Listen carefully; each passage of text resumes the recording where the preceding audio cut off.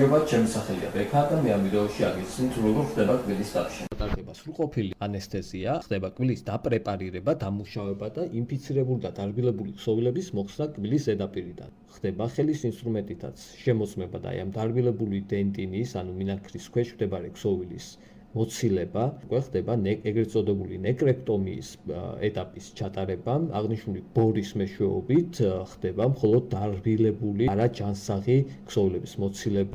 ამის შემდეგ უკვე თქვენ ხედავთ ანიმაციაზე, რომ ჯანსაღი ქსოვილები გამოჩნდა, მზად არის დაბჟენის ეტაპის დასაწყისი. ხდება მჟავის აპლიკაცია, რომელიც ხელს უწყობს კბილისა და ბჟენის ურთიერთკავშირს, ხდება ადჰეზიული სისტემის გამოყენება, რომელიც კავშირს ამყარებს კბილსა და ბჟენს შორის. მისი სინათლით გამყარების შემდგომ უკვე შესაძლებელია, რომ ბჟენის ულუფრის შეტანა მოხდეს კბილის სრულში, მოხდეს საბჟენი ინსტრუმენტებით ფორმირება, მყარდება სინათლის სხივის მეშვეობით და ძალიან რეალისტურ ერს და შესახედაობას იძლევა. იმედია თქვენთვის საინტერესო იყო ვიდეო. არ დაგავიწყდეთ რომ გამოიწეროთ ჩემი არხი და ვიზიტის დასაჯავშნად შეგიძლიათ მომწეროთ ამ გვერდზე ან მითითებულ ნომერზე WhatsApp-ში.